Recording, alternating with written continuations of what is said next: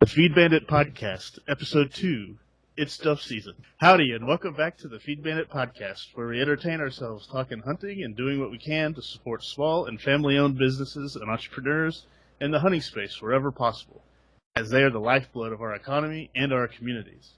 Are you a small business, feed store, gear manufacturer, inventor, or early stage or serial entrepreneur in the hunting space and would like to get more exposure to potential customers by being featured on the Feed Bandit Podcast? Well, if so, please let us know. Go to feedbandit.com/promote and drop us a line. We'd love to discuss what we can do for you and your business. That's feedbandit.com/promote.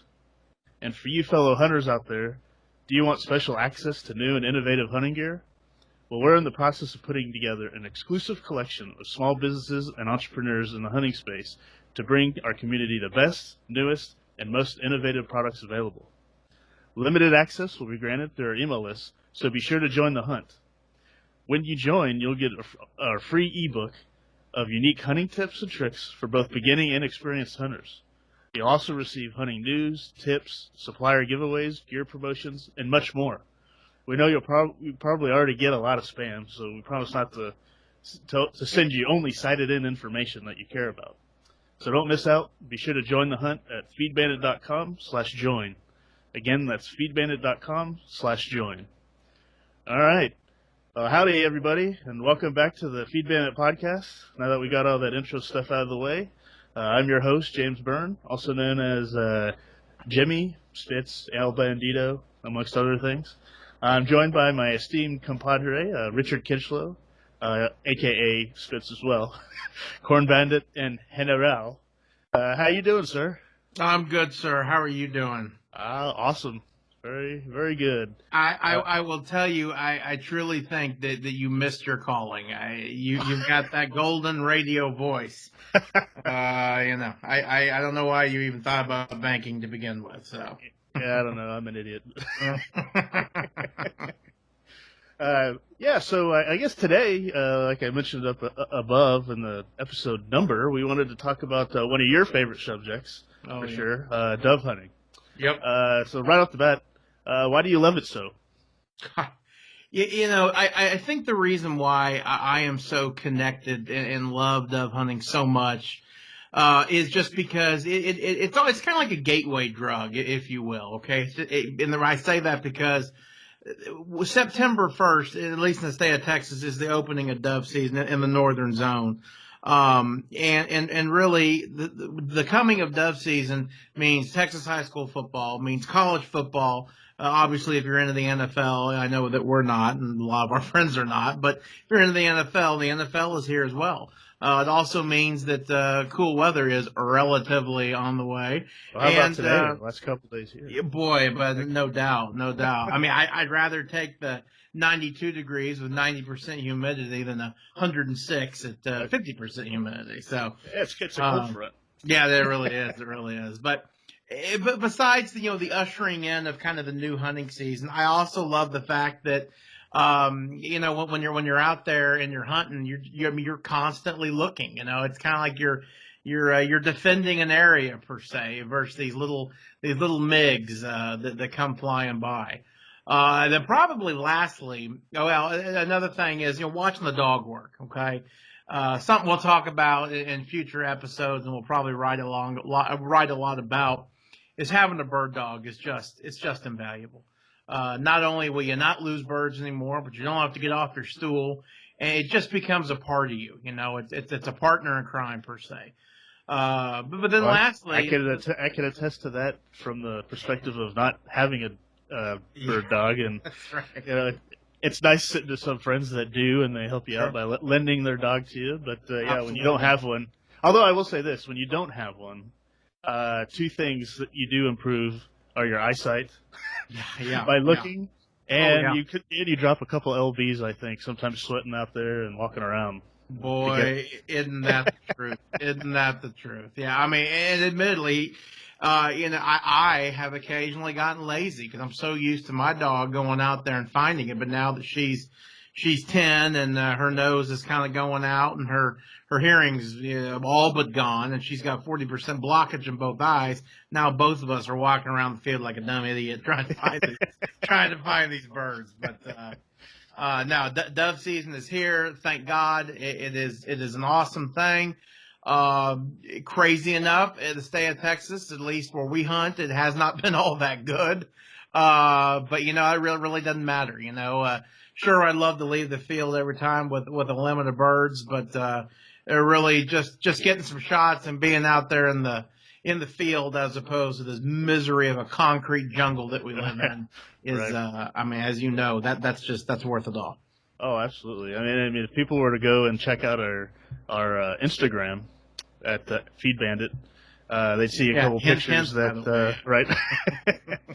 I'd see some pictures that we posted as we've been sitting out in the field, and there's nothing like just, if the birds aren't flying, I could be disappointed, but I love sitting out there and just watching the scenery, listening to the nature, and everything like that. And sometimes you see some deer in the distance. So that is very true. I've been meaning every time to bring some binoculars with me to add to more gear, but still, you never know.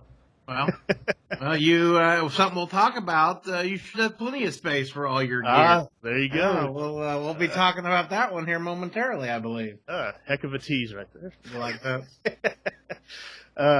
So, as you mentioned, we hunt primarily in Texas, and seeing how it's September, we wanted to talk about some tips and tricks that we've learned over the years. Mm-hmm. We imagine these ideas would work wherever you are. But we just want to say, be sure to check, your local regulations, hunting regulations, and everything like that. So when we're talking, we're usually referring to Texas, and like Richard said, the northern zone is a lot of times where we hunt. But just make sure what's going on in your area, so that we don't. It's not our fault if you're led astray. Let's put it that way. Yeah. If a Kansas game warden leaves me a voicemail, I probably won't return his voicemail. Oh, right. All right, so you want to jump into it and talk about a couple tips, a couple ideas we have about it. And before not to interrupt you there, Jimmy, before we get going, yet again, we always say this at the outset of every one of our articles, of our blogs, of our all of our podcasts, all 1.5 now. Again, we are not experts. We don't have letters after our name like an MD, PhD. Actually, we have MBA, but that doesn't mean. There you go. Yeah, exactly.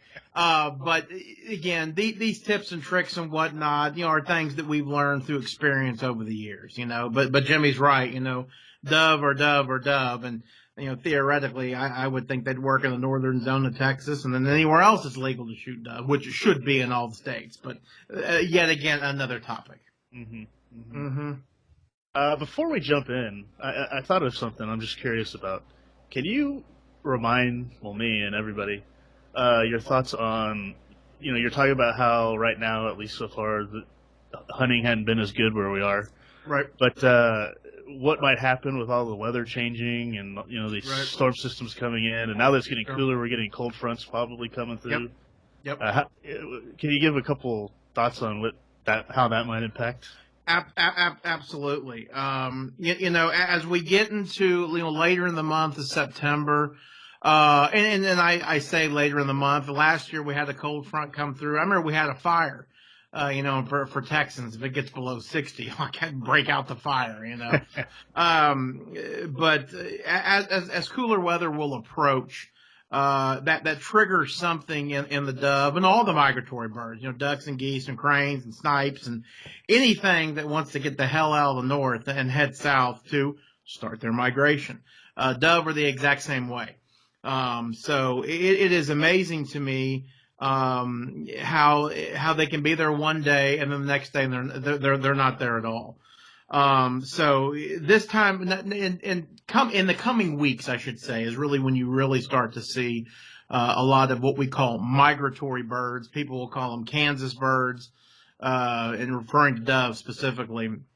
And basically what they are is that they are dove that came from a different state and they're making their way down south to escape the cold weather. So one little tip for you, and I actually think we put it in the book, is if you want to see where the birds are going to be, check out what's going in Montana, Wyoming, North Dakota, South Dakota, anywhere basically north of where you're hunting. And if it's starting to get miserably cold up there, you can be sure that the birds are on the way.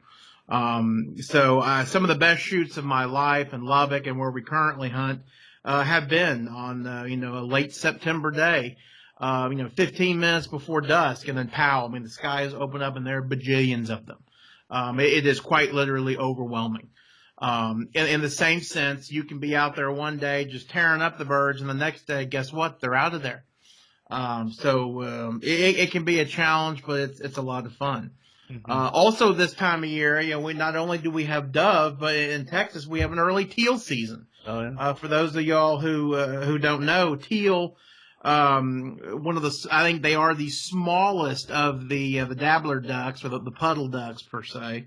They are absolutely delicious. There's 3 varieties of them: the blue wing, cinnamon teal, and the green wing.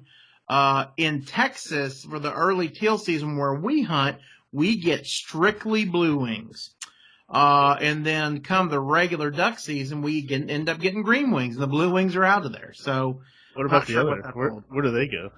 The cinnamon teal are more of a West Coast duck, Jimmy. I've heard of some fellows up in the Panhandle shooting some, but I never have. God knows I'd empty my gun and throw it after one if I saw one. Because they're beautiful birds. So, but yeah, watching the cold fronts, watching the weather in general is real important this time of year. All right, awesome. Yeah, we need to add that to our list. Yeah, we do. All right, awesome. So, I guess our first kind of tip to talk about here is more lead.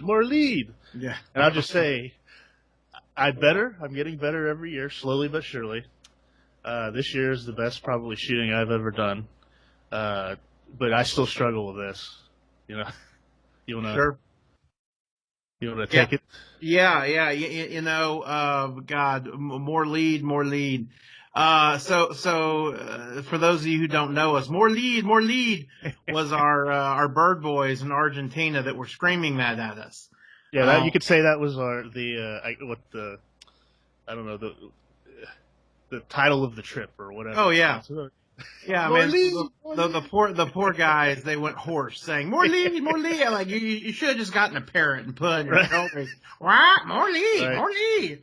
But yeah, no, leading birds in general. Okay, ducks, dove is absolutely essential. What makes leading dove so crucial is the fact that they're so fast. Okay. And let me tell you, when the dove gets shot at, they will definitely get a little extra spring in their wings. And the stuff they can do, especially if they catch a wind, it is unbelievable. So if you are not moving if you are not throwing that gun up and then moving from left to right to left, up and down, whatever it may be, and you're not out in front of that dove, you will miss that bird every single time. 9 out of 10 times you will shoot right behind him. That's why it is so common to see dove without tail feathers. I mean, they look absolutely ridiculous, but that's some hunter who wasn't leading enough. More lead. Mm-hmm. So yeah, it is absolutely crucial to practice leading those birds. Well, and in my case, and maybe it's other people and everyone, I don't know, but it's unnatural because you want to aim at the bird, or you want to aim at what you're shooting. Yep. You know what I mean? So it's like, but if you do that, then you're shooting behind it. So you always miss. So it's like, it's been so hard. It's like a mental block that I had to overcome. Oh yeah, no, it really is. It really is. And the other thing, as far as lead is concerned, and just shooting, period, I truly believe that the wing shooting is a lot like golf, in the fact that unless you're Tiger Woods, you cannot really think about your shot, okay? I think Tiger Woods has the ability to actually go up there, address the ball, and actually think, okay, I'm going to pivot my hips to the right. Okay, the normal person can't do that.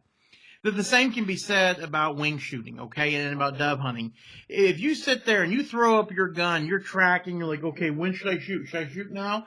I swear to you, 9 out of 10 times you're going to miss. Okay. Mhm. I have been doing this for, God, I'm approaching 30 years.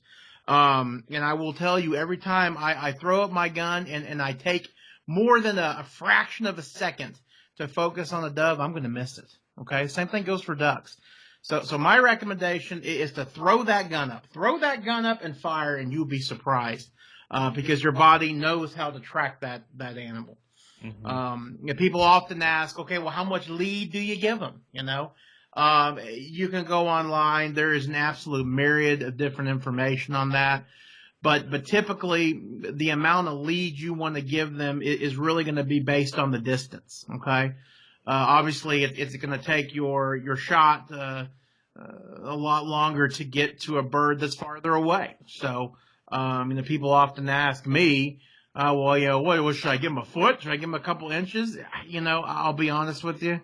I really can't answer that, because I just throw it up there. Now, I will tell you that when I'm shooting at some big old mallard ducks that are sitting up there quacking and laughing at me, that I will give those guys, it feels like a good foot in front of them.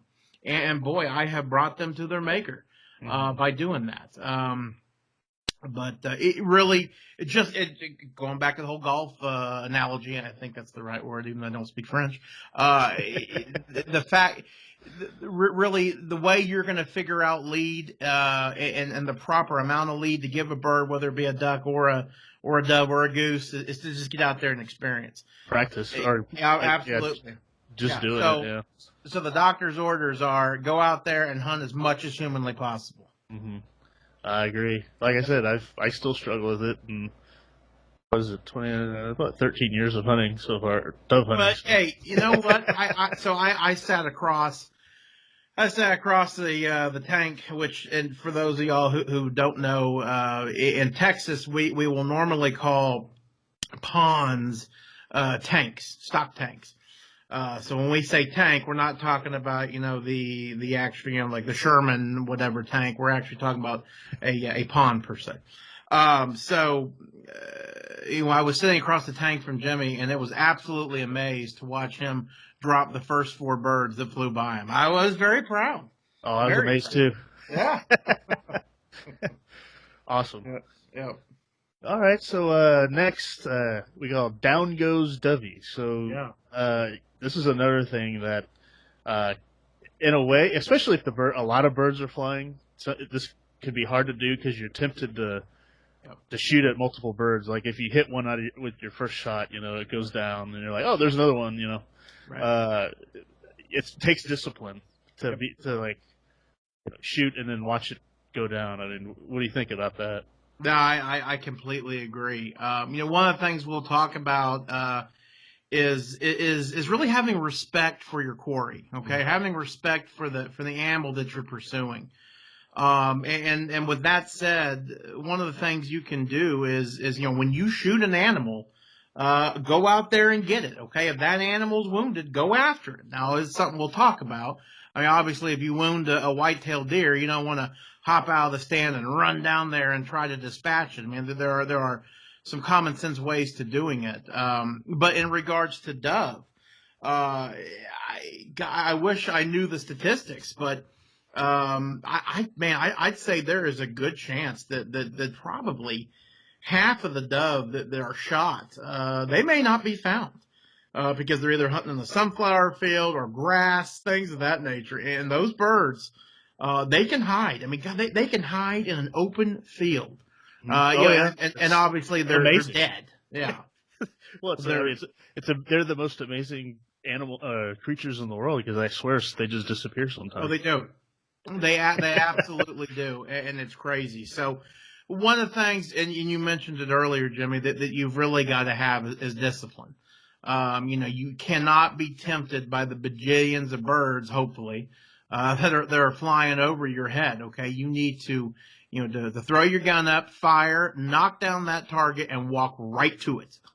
Yeah, I force myself to literally just stare at where Absolutely. I think it went down, and I'm even kind of, if I'm messing with my gun, I've done it enough to where I can do it without looking at it. So Absolutely. Absolutely. I just walk like a robot. Absolutely. I've seen it happen. And again, I've got a dog, so I've kind of broken this rule before, but there have been times where, my dog's out on a retrieve and, or maybe she's having trouble. I'm out there with her and I'll just shoot another one because I know the general area and she will find it. But if I didn't have the dog, and I left my line of sight on where that first bird went down, because I ended up killing another one. Guess what? You've lost two birds. I got two birds in the bush. Right. And none in the hand.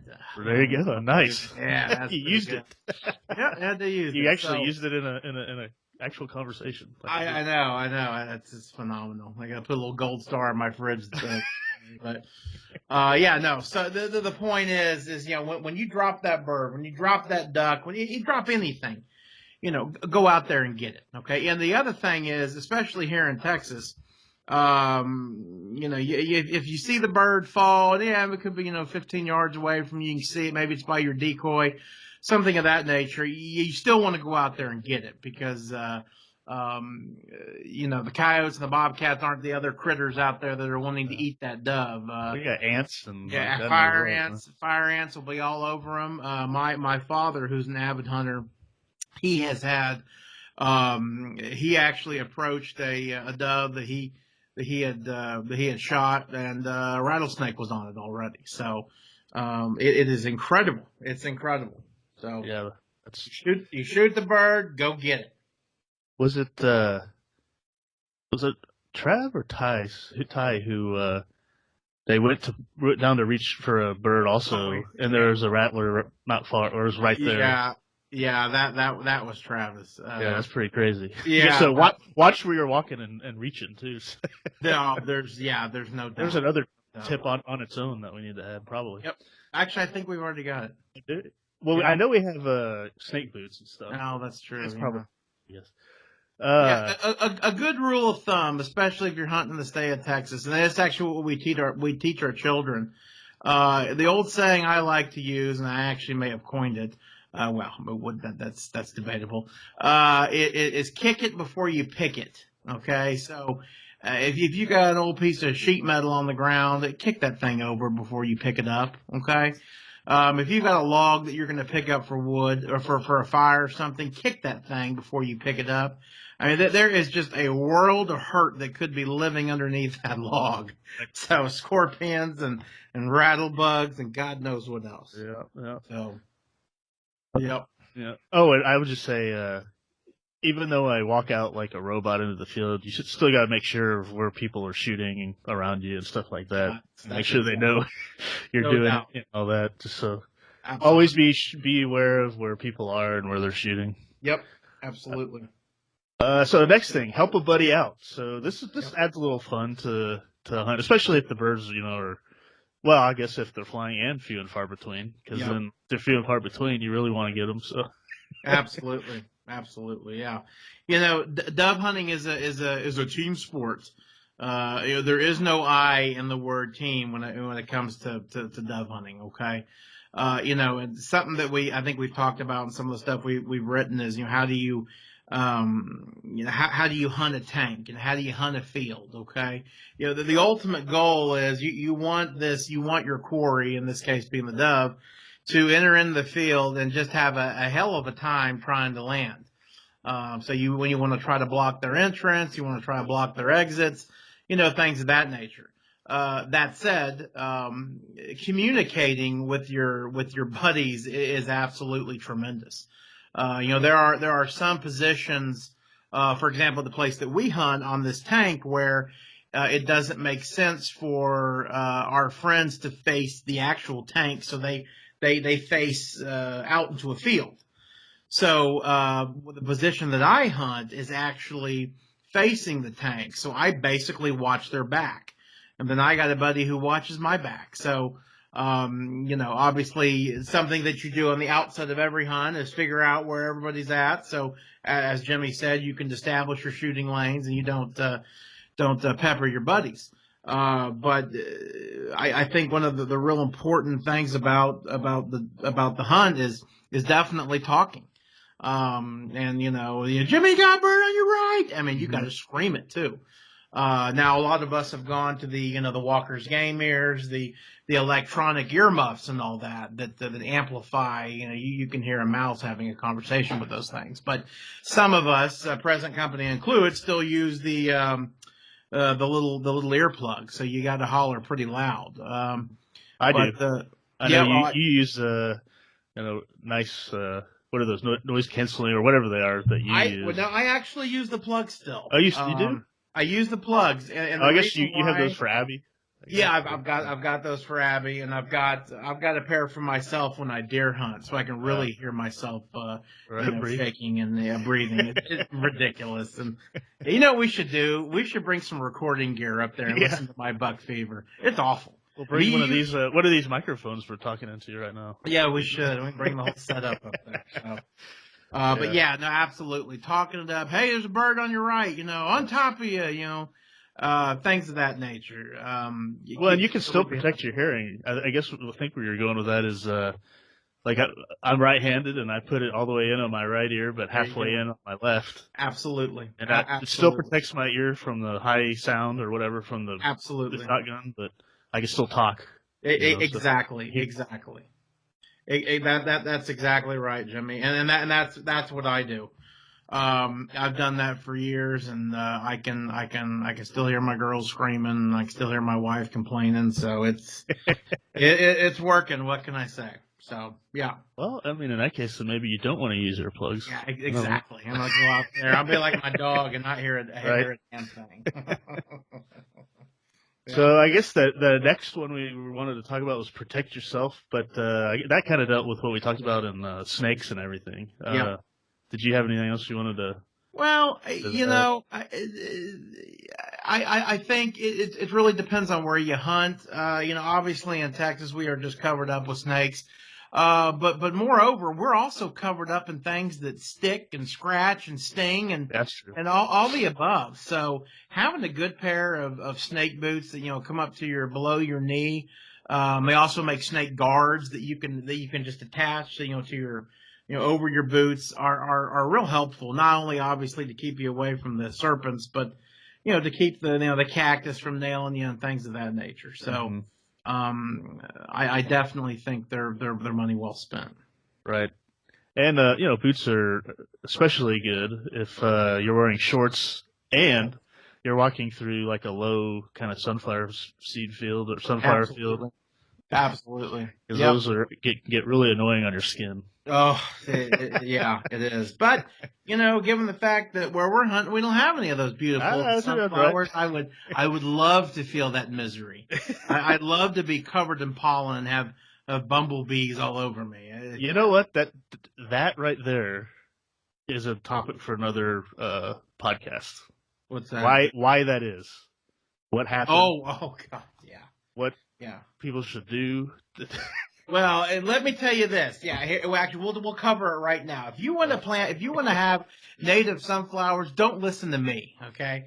Because I don't know what the hell I'm talking about when it comes to this stuff. It seems like the struggles with our sunflowers are well documented and very frustrating. But no, we can actually talk about because as you know, we're going to the scorched earth policy here soon. So yeah, no, I agree. That's a good one. Put it on the list. Yeah, we'll make a note of that. Yep. All right. So next, have a good seat. This is very important, especially for someone like me. And believe it or not, even though I have a gut, I have a bony ass. So, I need padding. But I also have a bad back. Right. Thank you, Mom. And so it's great to have a good, solid backing as well. Sure. At least that's what I require. Sure. Absolutely. Yeah. So I'm actually the opposite. I do have a gut as well, which you can probably see on the pictures. But my bottom is very well padded. It's great, but now having a good seat is absolutely essential. Really when it comes to dove hunting, and of course this, a seat is a seat, okay, when it comes to hunting, to hunting ducks, things of that nature. But with dove, you're really going to be doing a lot of moving. Okay, so you want a chair, in my opinion, that can really swivel around. Okay, so they make the Dove, we call them the Dove buckets. Okay, so they got the bucket with a little styrofoam shell in there, and then you can swivel around, things of that nature. You get real bored, you can use it to play drums with. Okay, and then they've also make they make the stools, which I've actually never seen anybody sit on the stool for more than 10 minutes. And then of course they have the actual chairs. Kind of like camp chairs. Yeah, camp. There you go. That's a good way of saying it. The camp chairs. The camp chairs are extremely comfortable, but the problem with the camp chairs, for me at least, is that dove hunting, you could have a bird on you in 10 seconds and not know it. So you got to be able to move quick. Well, okay? 1 second, 2 seconds. Well, 1 second. Yeah, I don't know why I said 10 seconds. I am not a math major, so I just proved it right there. So for me, being on the stool or something like a stool is really important because I can snap into action. Okay. But if you're on a chair and you're kind of leaned back and comfy, you may not be able to get up and to shoot, because that's what you're going to probably have to do is get up and shoot unless they're coming right at you. Okay. Also, a camp chair won't give you, in my opinion, the best range of motion. Mm-hmm. So I think that's a limitation of it as well. Really, my and being that I've done this for a bajillion years, my biggest beef against the stool and the chair is really going to be storage. It is well documented that when I go out in the dove field, I am going out there I'm going to stay out there for a while. And I've got my decoys, I got my water, I got my dog gear, I got my shells, I got goldfish for my daughter, I got a little leap pad I got all kinds of stuff. I got my gun, okay, and so and then of course you have the water, okay, and when I was hunting with a bucket, my thing was that my bucket overfloweth with stuff, okay, Right. And so I would literally have to drive the pickup to where I was hunting, drop everything off, go park the pickup, and then it'd take me 15 minutes to set up, and it was just absolutely ridiculous. That is until we found a little product on the web on the internet that it was literally it blew me over. I just was like, are you kidding me? There it is. I spent some time looking for an alternative, and I said, okay, well, do they make a 15-gallon bucket with a seat and extra storage and all this kind of stuff? And my conclusion was no, they don't. Well, I came across a website called huntersedge.com, I believe is what it is. And they have a product out called the Mac Daddy Caddy. In a nutshell, what it is, it is an all-in-one dove hunting comfort providing tool, if you will. It's quite impressive. Oh, it is absolutely wonderful. Yeah, it's hunters-edge.com. Yes, Hunters. Thank you. And so basically, it is a stool, or excuse me, it is a rotating chair, a very nice padded chair with a nice back, on wheels. Okay, and it's got the storage in the back for all your gear. It has a removable cooler that's on the front. That you can take with you, so you don't have to cart the caddy around with you. You can just take the water with you, and I think it fits. I think I put 10 or 15 bottles of water in there, which is more than enough. Oh yeah. But the pockets for the gear is absolutely incredible. And so I have hunted with this particular product now for I guess 3 times now, and it's just been awesome. Yep. I quite literally go into the place where we store all of our equipment. I fill up my cooler. I grab my gun. I put it in the back of the truck, and off I go. It has met and exceeded all my expectations. And let's just put it this way: if you're a dove hunter and you like to be comfortable, okay, you got to get this product. You've got to get this chair. It is just. It's a difference maker. Jimmy, what do you think? You've got one now. Well, I agree, yeah. So, I saw you got one, and I ended up buying one at the Hunter's Extravaganza. and so I've hunted it twice, and I agree. It's just comfortable. I love the swivel. The Yep. back support is great. Yep. And what I like to do when I hunt is listen to like Pandora, Texas Country or something like that. So I'll use one of the mesh water bottle holders, and I'll just put my phone in that, so I kind of have a speaker right there. Genius. I mean, anyone could put just a kind of speaker there or whatever, Bluetooth or whatever. So that's nice. And then since I go through a lot more shows than you do when I'm hunting, I love the little storage under the deal. You could fit a whole case in there of 20 gauge shells. Yep. So it's like,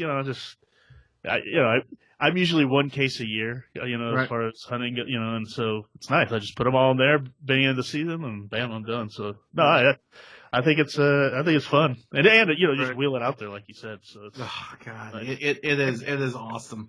It has been a true game changer. So my little plastic bin that I've got below mine, being that I've got two girls, mine has toilet paper in it because they don't seem to be able to hold their bladders very long while we're out there.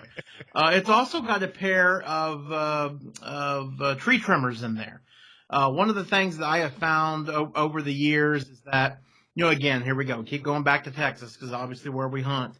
There could be a situation where you need to get up and move. Well, of course, now with our Mac Daddy Caddy, we can move very quickly. But one of the problems is sometimes you may have a limb in your way, something of that nature. So I carry a pair of tree trimmers with me down below. And I've already used them. They've come in extremely handy. Because trying to break off a mesquite tree branch just with your hands can be a real pain in the butt. Mm-hmm. So, yeah, definitely pain in your hand.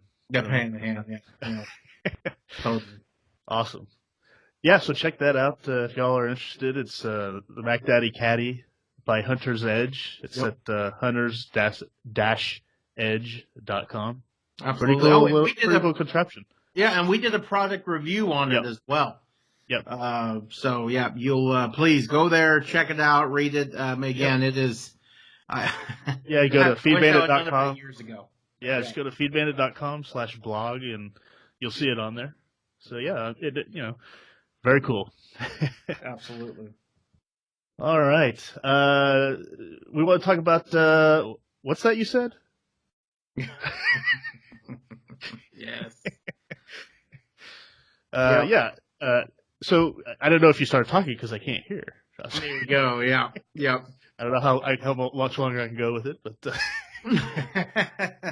yeah, your hearing is absolutely huge. No limit of dove is worth sacrificing your hearing, and this is something that we actually talked about earlier. Is you got to wear earplugs. Okay, It amazes me. I was telling Jimmy, I was actually watching a couple of old hunting shows the other day. Literally old. They're from the 90s. And it was funny. They're out there with these behemoth 12 gauges out there shooting dove in South Texas, and they're not wearing earplugs. Like, are you unreal? Nuts? It is absolutely incredible. And of course, when I grew up hunting, my dad gave me a single shot 20 gauge Canon. And he basically said, "Oh yeah, no, you're absolutely wearing earplugs." And I didn't like it at first because it was kind of it was a little foreign to me. But you get used to it very quick. Yeah. But yeah, no. So again, Jimmy and I hunt with the actual earplugs, and as Jimmy alluded to, I am also right-handed. So we sync that right plug pretty far. And then that left plug we kind of put in, but then pull out a little bit just so you can hear somebody needs you, or if you're one of your friends is hollering at you. But then again, some of our other friends hunt with like the Walker's Game Ear type headphones. Those are awesome because you really can hear people's yelling at you, and obviously they do an awesome job of protecting your hearing. So yep. Wear something. Yep, I like to hear. Yeah, me too. So the next thing we want to talk about is having a plan. So obviously, you got a group of guys or whatever, and you're hunting a certain area. You want to, I guess, figure out what's the optimal setting of everybody, Sure. to keep the birds going or whatever. What do you think? Absolutely. And really to implement a good plan, you need to have good intelligence. Okay. Obviously you can, you could come up on a sunflower field at 4 o'clock and if you see a bajillion birds on the high wire, or out there in the field, okay, well, let's put people here, and there, okay? But I highly recommend going out in scouting areas, okay, and literally just sitting there and, watching what the birds are doing. I think there's been some studies done, especially with dove, that they actually follow landmarks. They'll follow fence lines. I've heard that they follow telephone poles. So, the first thing is scout your area. Second thing is, find a, good spot to put everybody. But obviously the most important thing is to make sure you've got good shooting lanes. And the veterans that have been dove hunting their whole lives, they get the shooting lane concept. But if you got any newbies with you, you really gotta work with them on it, because during the heat of battle, when you got that evil little gray MiG you're trying to knock down, right. They can get a little, they can Excited. They can get a little careless. Absolutely. Yeah. So have a plan and know your shooting lanes. Yeah.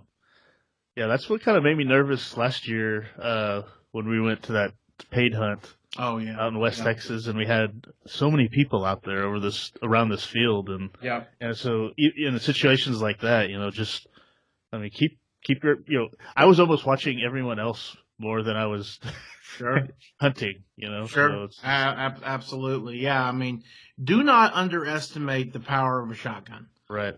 You would be surprised just how far those little lead devils can fly. And let me tell you, they put a new definition of the word sting if they hit you. Yeah. Be careful. Well, and that kind of leads, I guess, into another kind of safety tip / common sense type thing about the booze and birds. Yeah, but absolutely. In my opinion, booze and birds goes great when the guns are put away. Booze and dead birds. Booze and dead birds. I couldn't agree more. Unfortunately, however you like to play it. Dove hunting in the state of Texas has really been a thing where you grab your pickup, you grab your cooler of beer, and you just sit there and have a couple of cold ones, and for me, it's just not worth it. I mean, sure, yeah, I could have a couple of beers and I could still shoot dove and be completely fine. I mean, but again, it's not me that I'm worried about. Even it's the other people you're hunting with. And alcohol may affect them differently. Well, if they didn't eat a lot of lunch and they're out there pounding the beers and an accident happens, it's just not worth it. Guns are a tool for having a great time, but they can sure mess up a party quick. Right.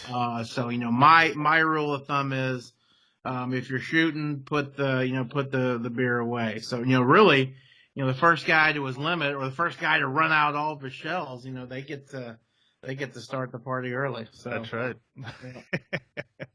Absolutely. I guess the last one we want to talk about today is get a bird dog. You kind of talked about that, or we talked about that a little bit at the beginning, but tell us all about how much you love old Scarlet. Yeah. Oh man. I mean, let me tell you. Going duck hunting can be really miserable. Okay. I mean, you have to wake up so much earlier than the deer hunters. You got to put the gear on. You got to get the decoys. Okay. It's colder near the water. Ducks are really blankety blank smart. There's no blind, but there is just something about watching a dog work, that is just, you really can't understand it until it's your dog. Same thing with dove hunting. Being out there in the field and, in the shade together, seeing the anticipation in that dog's eyes and, hearing them whine on the way over there and then watching them work. It's amazing. People don't think about it. I say a majority of the the dogs that are in the U.S. household, they just sit on their butts all day and do nothing. Mm-hmm. Obviously you've got the canines that the German shepherds and whatnot, and the search and rescue dogs, that do their job. But watching a Labrador Retriever or a German Shorthair Pointer get out there and do the thing that they were bred to do for bajillion years, man, there's just something about it. Also, I think I take great pride in my mentor who taught me how to train dogs. I know he does as well. And seeing that dog, go out there and practice what you've been preaching per se. But man, it's like a child, and they're your hunting buddy. So boy, having a dog is a lot of fun. It makes you very proud. It's a lot of work. And they can be very expensive. Scarlett's been, she's had ACL replaced, and she blew out her paw. I remember that one hunt. Yep. We were literally hunting over a cup of water. I mean, there's nothing there, but God, we slaughtered the birds, and it was muddy, muddy, muddy. And Scarlett did a great job, and we put her to bed that night and woke up the next morning, and her paw was about the size of my thigh, which, as you can see in the pictures, is very big. And anyway, she had a puncture wound. And anyways, they're expensive, but man, it is just worth it.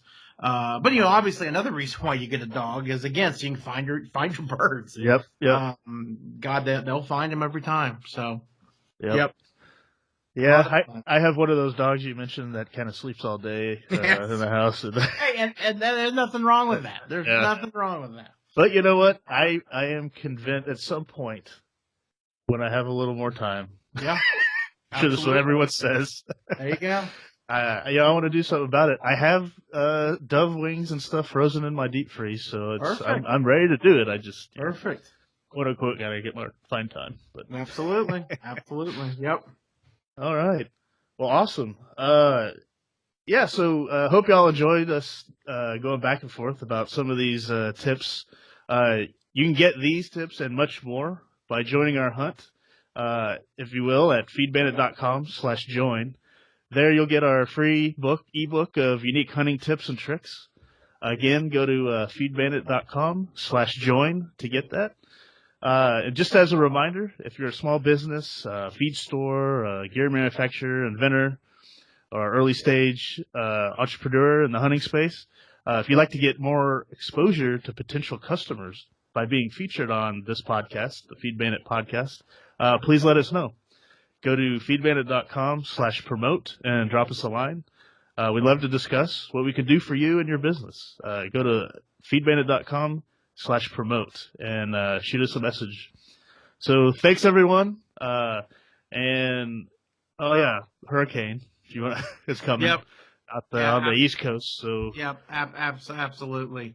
Obviously, we don't know who's going to be listening to this. I hope that if there's any folks from the Carolinas, or Georgia or wherever is being affected, our thoughts and prayers are with you all. You just can never underestimate the power of Mother Nature. So we hope that you all are going to be safe and be back in that deer blind before you know it. So take care, y'all. Absolutely. All right. Thanks everybody, and remember, support your local feed store.